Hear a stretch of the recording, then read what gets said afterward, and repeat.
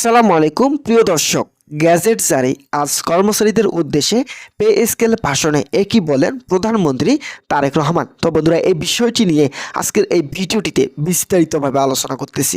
তো ভিডিওটি সম্পূর্ণ মনোযোগ সহকারে দেখার জন্য অনুরোধ রইল, এবং যারা যারা এখন পর্যন্ত আমাদের এই চ্যানেলে নতুন সদস্য রয়েছেন তাদেরকে চ্যানেলটি সাবস্ক্রাইব করার জন্য অনুরোধ রইল। তো বন্ধুরা, দেশের প্রশাসনিক অঙ্গনে দীর্ঘদিন ধরে আলোচনায় কেন্দ্রে থাকা নতুন পে স্কেল অবশেষে নতুন করে আলোচনায় জন্ম দিয়েছে। যখন আজ সরকারি কর্মকর্তা কর্মচারীদের উদ্দেশ্যে এক বিস্তৃত ভাষণে বিষয়টি নিয়ে কথা বলেছেন তারেক রহমান। রাজধানীতে অনুষ্ঠিত এই সভায় উপস্থিত বিভিন্ন মন্ত্রণালয়, বিভাগ ও দপ্তরের কর্মকর্তা কর্মচারীদের সামনে তিনি রাষ্ট্রের প্রশাসনিক কাঠামো, সরকারি কর্মচারীদের দায়িত্ব এবং তাদের জীবনমান উন্নয়নের প্রশ্নে সরকারের অবস্থান ব্যাখ্যা করেন। তার বক্তব্যে মূল কেন্দ্রে ছিল নতুন পে স্কেল বাস্তবায়নের বিষয়টি, যা নিয়ে সরকারি চাকরিজীবীদের মধ্যে বহুদিন ধরে প্রত্যাশা তৈরি হয়েছে।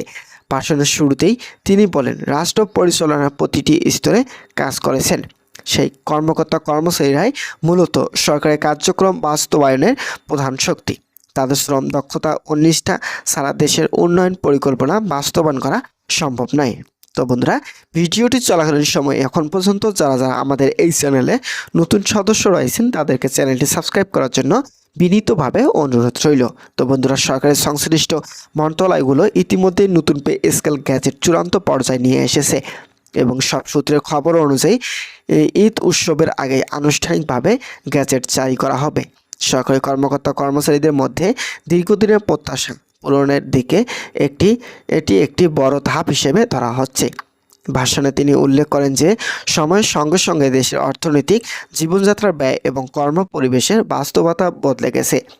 এই পরিবর্তিত পরিস্থিতিতে পুরনো বেতন কাঠামো দিয়ে সরকারি কর্মচারীদের ন্যায্য চাহিদা পূরণ করা কঠিন হয়ে পড়েছে। এই কারণে সরকার নতুন একটি পে স্কেল কাঠামো নিয়ে দীর্ঘদিন ধরে কাজ করেছেন। তিনি জানান, অর্থ মন্ত্রণালয়, জনপ্রশাসন মন্ত্রণালয় এবং সংশ্লিষ্ট বিশেষজ্ঞদের সঙ্গে পরামর্শ করে এমন একটি বেতন কাঠামো তৈরির চেষ্টা চলেছে, যা একদিকে কর্মচারীদের আর্থিক নিরাপত্তা নিশ্চিত করবে, অন্যদিকে রাষ্ট্রের অর্থনৈতিক ভারসাম্য বজায় রাখবে। তার বক্তব্য স্পষ্ট করে বলা হয়, গ্যাজেট জারির প্রক্রিয়া এখন চূড়ান্ত পর্যায়ে রয়েছে এবং প্রশাসনিক আনুষ্ঠানিকতা শেষ হলেই নতুন পে স্কেল কার্যকর করার ঘোষণা আসতে পারে। তো বন্ধুরা, এই ভাষণে তিনি শুধু বেতন বৃদ্ধির প্রশ্নে সীমাবদ্ধ থাকেনি, বরং প্রশাসনের সামগ্রিক সংস্কারের কথাও তুলে ধরেন। তিনি বলেন, আধুনিক রাষ্ট্র ব্যবস্থায় একটি দক্ষ, স্বচ্ছ এবং জবাবদিহিতামূলক প্রশাসন অত্যন্ত গুরুত্বপূর্ণ। সরকারি কর্মচারীদের আর্থিক সুযোগ সুবিধা বাড়ানোর পাশাপাশি তাদের পেশাগত দক্ষতা বৃদ্ধি এবং কাজের মান উন্নয়নের দিকে গুরুত্ব দিতে হবে। এজন্য নিয়মিত প্রশিক্ষণ, প্রযুক্তি ব্যবহারের বিস্তার এবং প্রশাসনিক সংস্কারের উদ্যোগ নেওয়ার কথাও তিনি উল্লেখ করেন। তার মতে, নতুন পে স্কেল বাস্তবায়ন কেবল একটি আর্থিক সিদ্ধান্ত নয়, এটি প্রশাসনের সামগ্রিক উন্নয়নের অংশ। তো বন্ধুরা, তিনি আরও বলেন, জনগণের কবরে কেবল অর্থ দিয়েই রাষ্ট্রের সব কার্যক্রম পরিচালিত হয়। তাই সরকারি কর্মচারীদের প্রতি জনগণের একটি প্রত্যাশা থাকে, তারা যেন সততা, দক্ষতা ও দায়িত্বশীলতার সঙ্গে তাদের কাজ সম্পন্ন করে। নতুন পে স্কেল কার্যকর হলে কর্মচারীদের জীবনমান যেমন উন্নত হবে, তেমনি তাদের কাছ থেকে আরও উন্নত সেবা প্রত্যাশা করা হবে বলে তিনি জানান। তিনি বলেন, জনগণের আস্থা অর্জন করা প্রশাসনের জন্য অত্যন্ত গুরুত্বপূর্ণ এবং সেই আস্থা অর্জনের জন্য প্রতিটি কর্মচারীকে নিজের দায়িত্বের সম্পর্কে সচেতন থাকতে হবে। সবাই উপস্থিত অনেক কর্মকর্তা কর্মচারী দীর্ঘদিনের অভিজ্ঞতার কথা উল্লেখ করে বলেন, বর্তমান সময়ে জীবনযাত্রার ব্যয় উল্লেখযোগ্যভাবে বেড়ে চলেছে। বাসা ভাড়া, চিকিৎসা এবং দৈনন্দিন প্রয়োজনীয় পণ্যের দাম বৃদ্ধি পাওয়ায় অনেক কর্মচারীর পক্ষে পারিবারিক ব্যয় মেটানো কঠিন হয়ে পড়েছে। এই বাস্তবতাকে সামনে রেখে নতুন পে স্কেল বাস্তবায়নের দাবি দীর্ঘদিন ধরে উত্থাপিত হয়ে আসছে। বিভিন্ন কর্মচারী সংগঠনও এ বিষয়ে সরকারের কাছে দাবি জানিয়ে আসছে এবং দ্রুত গ্যাজেট প্রকাশের আহ্বান জানিয়েছে। তো বন্ধুরা, যারা যারা সরকারি চাকরিজীবী এবং কর্মচারী রয়েছেন তাদের জন্য শুভকামনা রইল। তারা পরবর্তী আপডেট পেতে এখন আমাদের এই চ্যানেলটি সাবস্ক্রাইব করে রাখুন। বিশ্লেষকদের মতে, নতুন পে স্কেল বাস্তবায়িত হলে দেশে লাখ লাখ সরকারি কর্মকর্তা কর্মচারী সরাসরি এর সুফল পাবেন।